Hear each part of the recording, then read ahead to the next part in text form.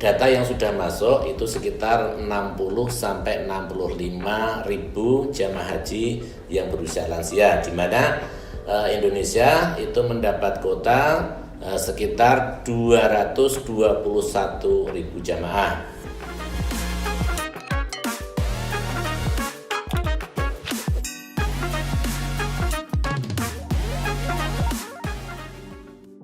Assalamualaikum sahabat Healthies. Kita bertemu lagi di podcast Ngobras Batik. Ngobrol bareng Samudra, bahas asik tentang ilmu kesehatan. Nah, kali ini saya Dr. Rofiana yang bertugas di Rumah Sakit Ibu dan Anak Samudra Husada akan memandu podcast tentang haji ramah lansia. Baik sahabat Healthies, kali ini kita ditemani oleh narasumber kita Dr. Haji Tejo Katon SSI MBA MM. Nah, kali ini kita akan membahas seputar tentang haji ramah lansia. Mungkin bisa dijelaskan langsung oleh Dr. Tejo. Monggo Dr. Tejo. Bismillahirrahmanirrahim. Alhamdulillahirrahmanirrahim. Terima kasih Dr. Rofiana Kumalasari atas waktunya. Pemirsa podcast Ngobras Batik yang saya hormati, pada kesempatan ini saya akan berusaha untuk mengupas sedikit tentang haji ramah lansia, di mana pemerintah Indonesia pada tahun 1444 Hijriah 2023 Masehi ini mengusung tagline haji ramah lansia. Kenapa demikian? Karena pada tahun ini itu merupakan tumpukan jamaah haji lansia 2 tahun yang lalu, Dok. Jadi pada 2 tahun yang lalu itu pemerintah Arab Saudi membatasi usia jamaah haji yang lansia tidak berangkat karena pandemi COVID-19.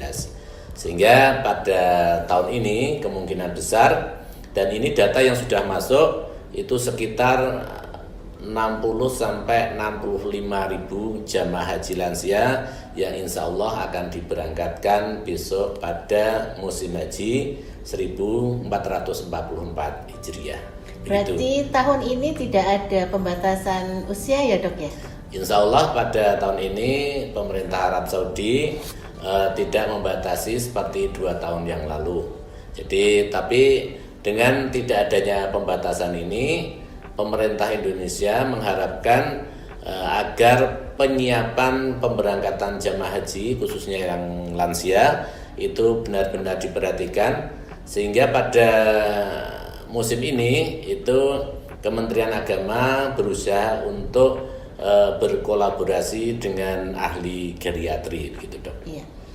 Jadi nanti sebagai gambarannya, Dok, kemungkinan jamaah haji pada tahun ini kebanyakan lansia, betul nggak, Dok ya?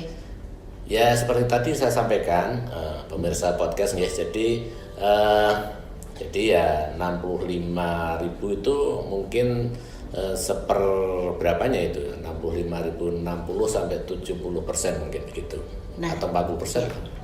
Nah ini, Dok, sebenarnya sahabat Healthies di podcast ini sebenarnya pengen tahu bagaimana cara menjaga kebugaran selama kita beribadah di Tanah Suci, mengingat nanti akan banyak sekali jamaah lansia yang akan ikut serta, sehingga yang kami butuhkan adalah tips-tips supaya tetap bugar dan insya Allah nanti pulang ke tanah air dengan selamat, gitu, Dok. Sahabat podcast yang saya hormati, jadi sekarang sudah mulai dilakukan di Vaskes, di puskesmas ya, yang namanya tes kebugaran jamaah haji, di mana itu diikuti ya baik yang lansia maupun tidak. Tes kebugaran ini itu untuk menilai apakah jamaah haji itu nanti mendapat predikat istitoah atau tidak. Sehingga nanti kalau insya Allah jamaah haji itu mendapatkan predikat istitoah, nanti dia akan berangkat ke embarkasi mendapatkan SPMA, surat panggilan masuk asrama, dan insya Allah bisa berangkat ke Tanah Suci. Nah, lansia itu merupakan kondisi alamiah, Dok. Jadi orang itu pasti akan menjadi lansia. Mau tidak mau, suka nggak suka, orang itu akan menjadi lansia. Tapi bagaimana menjadi lansia yang sehat dan produktif? Sehingga kita masih punya waktu sekitar 2 bulan ya. Karena kloter pertama Indonesia itu akan diberangkatkan pada tanggal 23 Mei 2023. Nggak tahu nanti kloter pertama itu provinsi mana yang akan berangkat, sehingga jamaah haji baik lansia maupun tidak, khususnya yang lansia masih punya waktu 2 bulan untuk menyiapkan diri. Nah, penyiapan diri itu bisa dilakukan, tadi sudah saya sampaikan, salah satunya dengan tes kebugaran. Itu kalau di puskesmas itu dinamakan tes robot ya. Jadi jamaah haji lansia itu bisa menyiapkan diri dengan cara setiap hari minimal melakukan aktivitas fisik 30 menit lah begitu, bisa dengan jalan kaki sambil ngobrol dengan pasangan hidupnya gitu, kemudian jalan cepat, karena tidak bisa kita pungkiri bahwa haji itu adalah fisik ya, al-haju arafah, haji itu adalah arafah, sehingga fisik yang prima dan sehat itu sangat diharapkan, sangat dibutuhkan pada saat di Armusna. Kemudian yang kedua, setelah melakukan aktivitas fisik minimal 30 menit, yang kedua itu dengan cara konsumsi sayur dan buah, Dok. Terutama yang banyak mengandung kalsium. Kemudian yang ketiga itu selalu periksa di, baik monggo nanti bisa di Vaskes, bisa di puskesmas, bisa di dokter pribadi, bisa di rumah sakit, mungkin nanti bisa di rumah sakit Samudra Husada gini, di Posyandu dan sebagainya. Kemudian yang keempat, kalau khusus untuk yang lansia itu selalu mengasah otak. Jadi karena kebanyakan lansia itu demensia. Nanti di sana itu apalagi berkumpul jamaah haji yang banyak di waktu yang sama, di tempat yang sama, kecenderungan jamaah haji lansia itu bingung, cemas. Apalagi dia itu kalau di rumah kan selalu tergantung pada keluarganya begitu. Nanti di sana dia tergantung pada kelompoknya, sehingga akan merasa bersalah, mempunyai pikiran dia selalu merepotkan. Itu sehingga nanti dengan cara kita mengharapkan jamaah haji lansia itu untuk selalu mengasah otak, baik itu dengan hobinya atau bagaimana, insya Allah nanti kecemasan, demensia itu bisa diminimalkan begitu, Dok. Iya. Ya, ini tadi untuk persiapan stamina. Tentu saja kita nanti kalau ibadah haji menguras sekali staminanya ya, Dok ya. Ya. Nah, hal yang menarik, Dok, kita ini berbeda ya suhunya dengan di Arab. Nah, bagaimana cara mengatasinya supaya tidak kaget gitu dengan cuaca di sana yang mungkin kalau tidak salah nanti kita akan memasuki cuaca yang panas gitu ya, Dok. Kalau di sana bagaimana untuk mengatasinya? Ya, makasih Dr. Rofiana. Memang jamaah haji tadi saya sampaikan ya, pemirsa podcast, jamaah haji itu dibutuhkan fisik yang sehat dan prima gitu ya. Sehingga apalagi nanti insya Allah tahun ini tuh nanti Juli itu adalah suhunya ya lumayan panas. Itu diharapkan sebelum berangkat itu jamaah haji terutama lansia itu melakukan yang namanya aklimatisasi. Aklimatisasi itu penyesuaian diri pada suhu. Nah, sehingga nanti pada saat di Tanah Suci lansia jamaah haji Indonesia itu sudah terbiasa dengan suhu di sana. Ya, Contohnya misalkan jamaah haji yang kebetulan itu petani, itu mungkin ke sawahnya ya agak siang dikit gitu. Jadi kalau ke pasar itu ya nanti cari tempat parkir yang jauh dan panas gitu. Jadi itu namanya aklimatisasi, sehingga jangan sampai malah cari yang tempat teduh, itu berarti tidak membiasakan diri untuk penyelesaian tubuh nanti di sana. Ya, dan yang perlu diingat Dok, jadi nanti kalau di sana itu jangan sampai jamaah haji itu males untuk minum gitu ya. Jadi di sana itu monggo nanti jamaah haji selalu minum minimal ya 2 liter atau 8 gelas gitu, atau selalu menyiapkan minuman di samping dia, baik itu dalam posisi tidur, nanti begitu bangun langsung minum, atau ya pokoknya selalu tersedia minuman yang supaya dia tidak terkena dehidrasi begitu Dok. Tapi begini Dok, kebetulan itu banyak sekali yang berpendapat sendiri ini. Kebanyakan jamaah itu takut minum Dok, supaya apa? Takut kalau beser, karena kalau sudah sampai ke masjid itu, di dalam masjid kamar mandi itu terlalu jauh, jadi takut untuk merepotkan temannya waktu kita bareng-bareng di masjid begitu Dok. Gimana caranya untuk mengatasi? Gini, jadi tips yang pertama itu yang harus selalu diingat jemaah haji, baik ini yang lansia maupun tidak, itu pertama kali mendarat di tanah suci itu yang dilakukan adalah gerakan minum bersama. Nah itu yang kadang tidak dilakukan karena mungkin lupa atau gimana, sehingga pada kesempatan ini saya juga menyarankan atau menghimbau pada teman-teman petugas nanti yang mendampingi jamaah haji itu mempunyai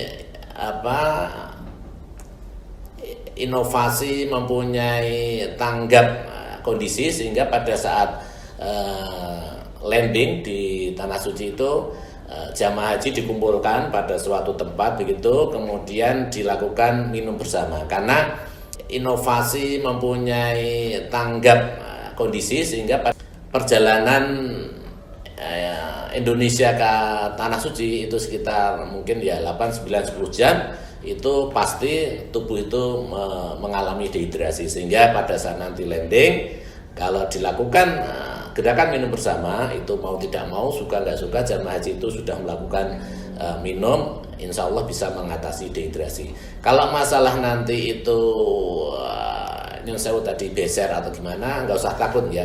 Jadi jangan sampai jamaah haji itu punya pikiran takut kencing, takut beser, karena lebih baik jangan sampai terkena namanya dehidrasi.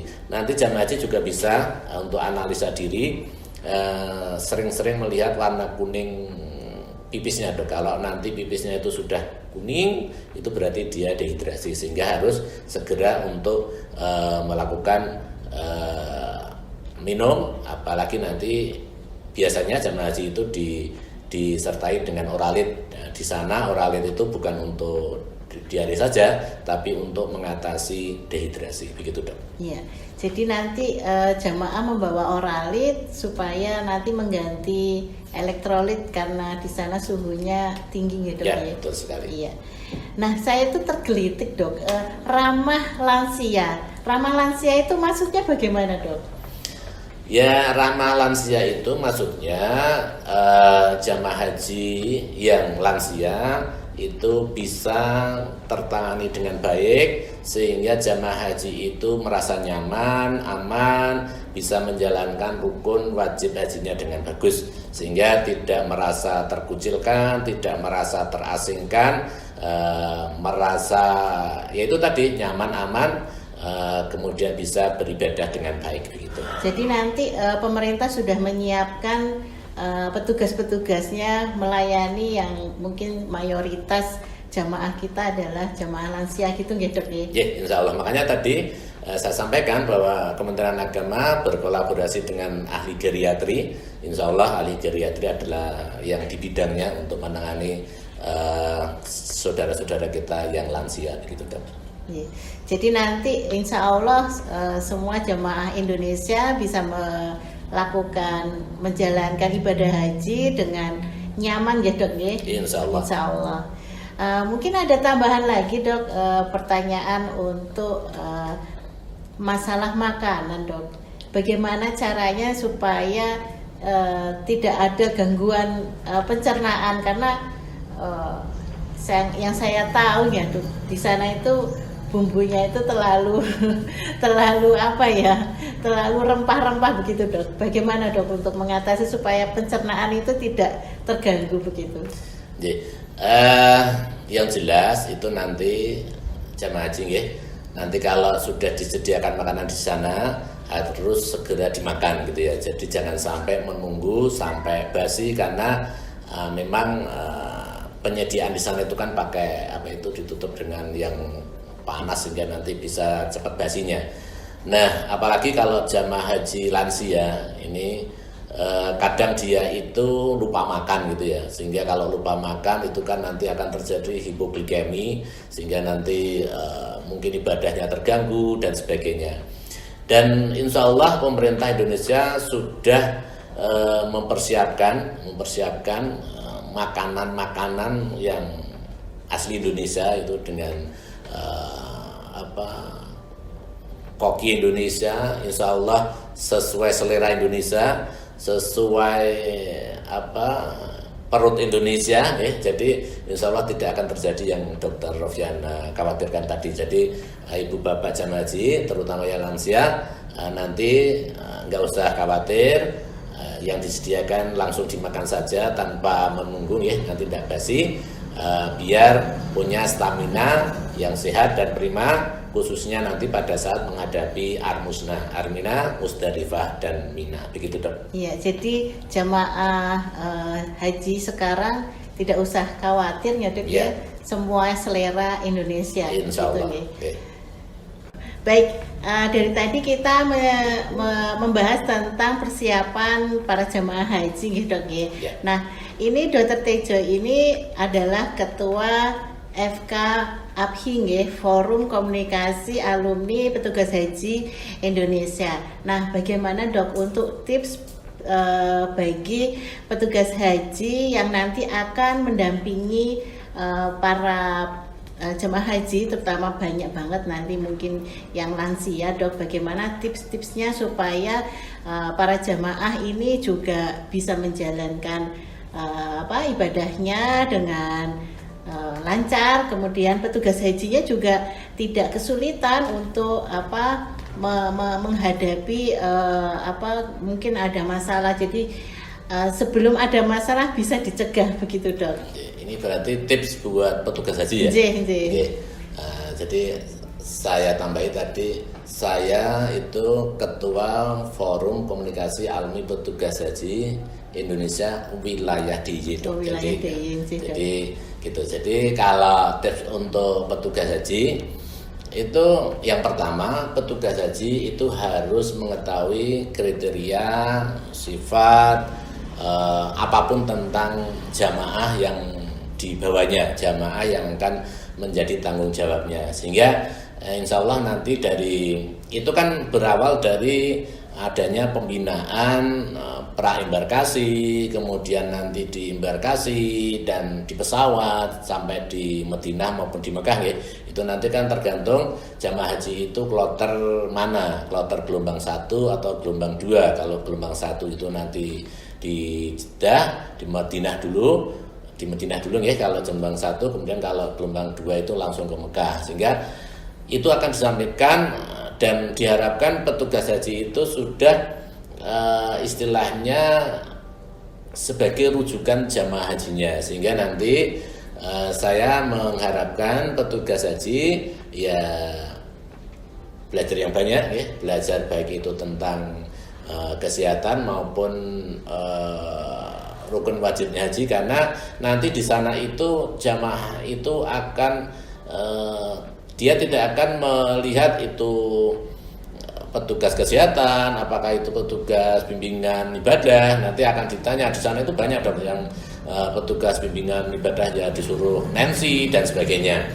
Nah, kemudian sekarang itu zamannya sudah modern, sudah digitalisasi, sehingga sekarang kan bisa ya dibuat semacam seperti grup WA itu, jadi petugas haji itu bisa share info-info update, kemudian pengetahuan dia tentang apa yang harus dilakukan jamaah haji, apa yang tidak boleh dan sebagainya. Dan grup WA itu juga sangat berguna sekali Dok di sana nanti jika terjadi jamaah haji yang hilang gitu ya. Jadi jamaah haji yang hilang itu kemarin saya sarankan bahwa jamaah haji itu share lokasi. Nah, jadi nanti sekarang kan jamaah haji itu insya Allah diharapkan untuk bawa HP ya. Jadi nanti kalau di sana, tapi mudah-mudahan tidak, terpaksanya itu tersesat atau hilang, jamaah haji itu standby di situ, tinggal share log, nanti kita petugas yang mendatangi, sehingga jangan sampai nanti apalagi jamaah haji yang lansia bingung karena di sana nanti bahasanya juga bingung dan sebagainya, sehingga mulai sekarang monggo para petugas haji bisa memberi edukasi pada jamaah haji bagaimana cara menge-share titik lokasi, kemudian bagaimana caranya untuk menggunakan toilet di pesawat, kan itu ada videonya Dok. Kemudian bagaimana caranya membuka pintu hotel, karena lansia itu pakai pintu yang itu juga nggak akan bisa gitu. Jadi itu pun perlu edukasi, bagaimana caranya naik lift, ya begitu ya, antri di lift, karena banyak sekali lansia itu yang berebutan dan sebagainya. Itu edukasi yang kami harapkan para petugas haji itu sudah melakukan itu, mengedukasi jamaah haji itu pada saat sebelum pemberangkatan. Jadi pra-embakasi nanti biasanya itu di KUA, di puskesmas itu dilakukan itu semuanya Dok. Jadinya jamaah haji merasa nyaman. Tagline kita haji ramah lansia begitu. Ya, jadi sebenarnya untuk mencegah supaya tidak terjadi masalah Dok adalah terbentuknya komunikasi antara jamaah dengan petugas ya Dok ya. Nah mungkin bagi Bapak Ibu yang terjadwal untuk berangkat haji bisa persiapan nih pemeriksaan kesehatan di Rumah Sakit Ibu dan Anak. Yang tadi Dr. Tejo juga sudah matur bahwa sebelum pemberangkatan ada tes, kenapa Dok tadi? Kebugaran ya, ada tes lab juga ya Dok ya. Ya, itu yang menentukan apakah jamaah istitoah atau bukan gitu ya. Jadi nanti Bapak Ibu boleh memeriksakan ke lab RSIA Samudra Husada gitu ya Dok. Dan mungkin ada saran dan tips dari Dr. Tejo untuk jamaah maupun petugas tentang keberangkatan ibadah haji pada tahun ini Dok, monggo. Jamaah haji yang saya hormati, sudah disebutkan kalau nggak salah itu di Undang-Undang Nomor 8 tahun 2019 nggih.